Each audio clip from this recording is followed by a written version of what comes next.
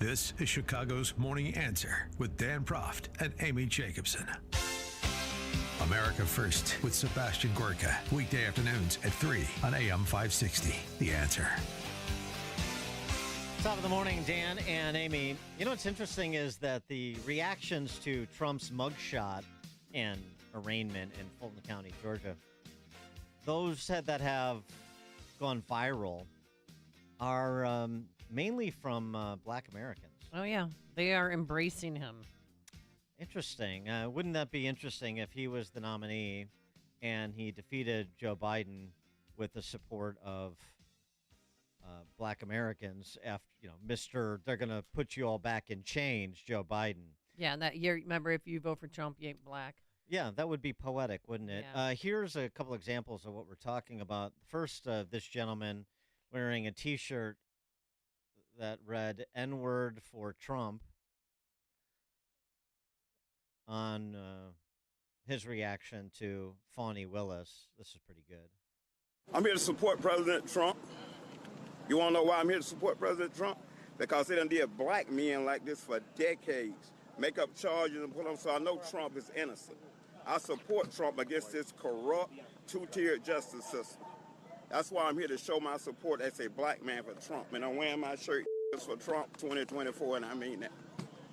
What do you think about the indictments? Oh, it's a bunch of bullshit. It's going around the country. Fani Willis, she went to school with my sister. She was full of shit. So she's a puppet for the white liberal that is controlling everything. She's in front, but the white liberal back there pulling those strings, telling her what to do. That's what I think about her, making a fool of herself. Do you think it's going to help his election? Of course it is. It's going to elevate him all the way. I think we should make Trump king. That's how I feel. We should make him king. Wouldn't that be kind of like communistic? No, that's nowhere near communist. Now, we're just going to make him king, but we still got our freedoms and rights for everything. He for that. Yeah, Trump for king 2024. I mean, I'm telling you, this mugshot is backfiring on the left in several ways. Not only is Trump been able to raise $7.2 million and counting by selling, trinkets with the mugshot picture on it, but the black community, as you mentioned, they are coming together. I mean, Chief Keef tweeting out, "This is our president." You have the backs of the blacks. The blacks have your back. And then this guy, the more you indict, the more we unite. When are you guys going to learn? The more you indict, the more we unite. Facts. It's Trump 2024. We don't care. You heard me? We already made our mind up. You already know when the hood got your back. Man, they deep in the hood. Gangsters. Hollering about Trump 2024. You heard me? Woo, woo. Wah. Gangsters. The hood got this man back. I'm just trying to tell you. You heard me? And we ain't stupid, man, American people, man. We ain't all them talking about lockdowns and back wearing the mask and all that. They got a new virus coming and it's gonna be, man, nobody don't care. Ain't fooling nobody no more with none of that. New jack, man, nobody being fooled no more. We all the way up, you heard me? It's Trump 2024. That's what it's gonna be, cause we ain't having nothing else. Shamika Michelle is admittedly a contributor for The Blaze, so she's a conservative black woman. She was featured at a poetry slam for Trump. And, it's not Robert Browning, but I like it raw. It's pretty good. Some say he's racist and tweets like a kid while overlooking all the good shit that he did. I ain't ashamed of my president a little bit. I'd rather have an alpha male than a little bitch.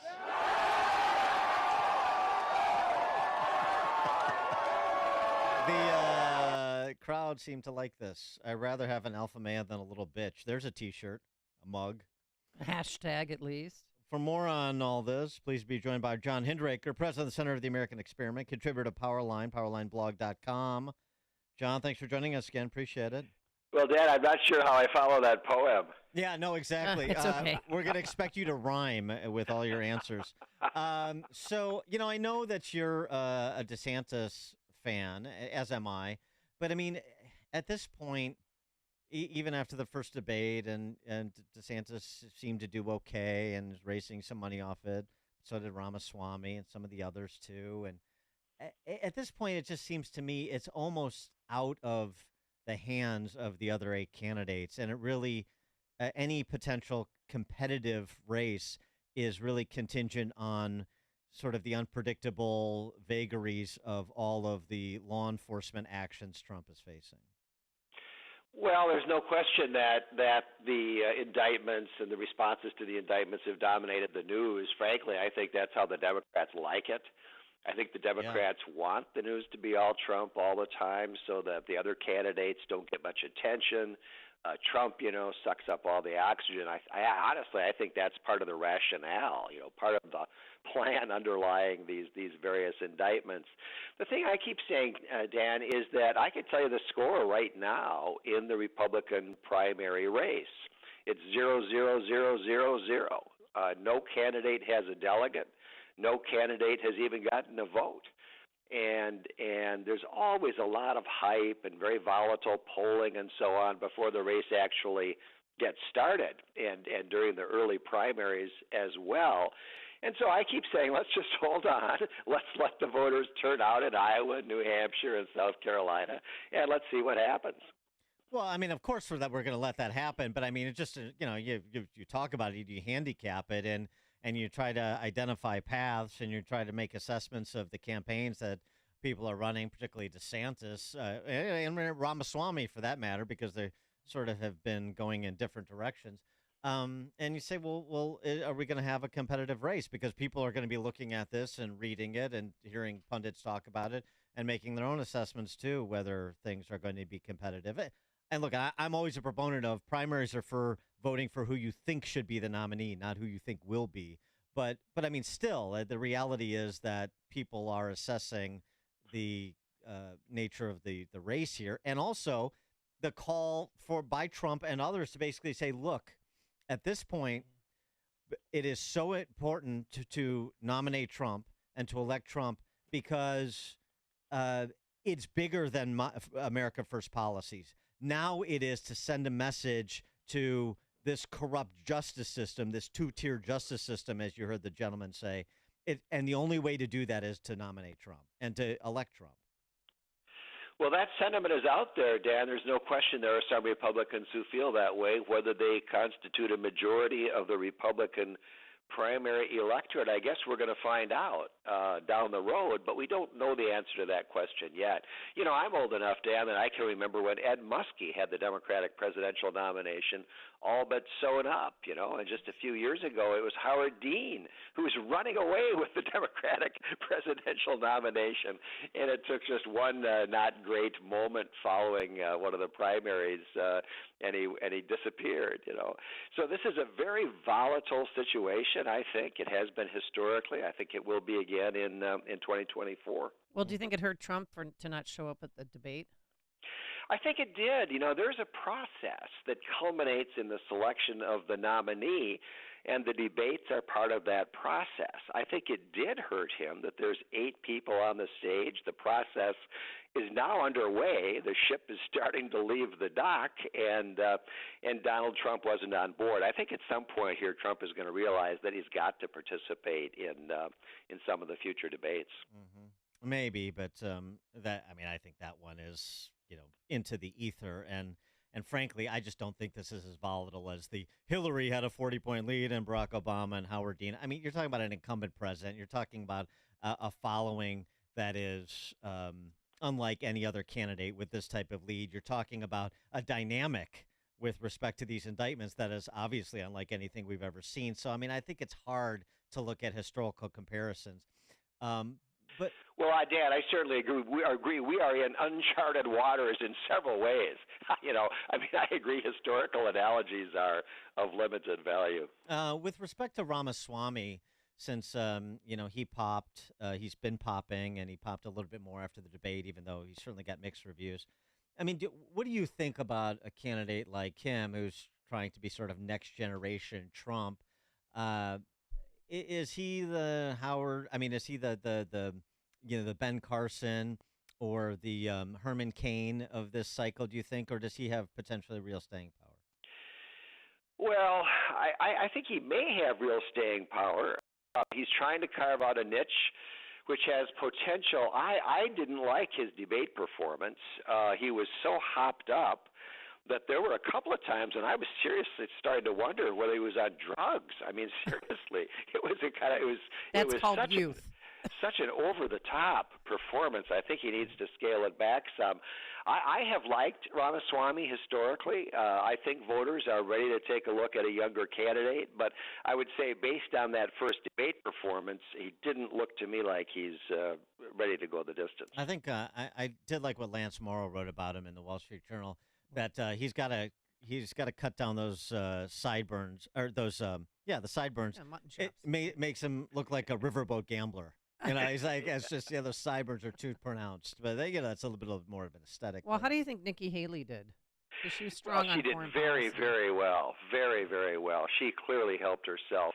And, she has not been, she was on the speaking circuit there for a while, but she hasn't been heard from a lot lately in public. And her performance was a good reminder of why we all liked her so much at the United Nations. She did very well. We're just speaking with Gordon Chang at the top of the hour, and he's talking about the threat that the Chinese communists pose to America. But obviously, the bigger threat here are our household appliances, because that's where the Biden administration is focused. And now they've added ceiling fans to the list. A rule in terms of the energy efficiency of ceiling fans that would is projected to put 10 to 30% of small business ceiling fan manufacturers out of business.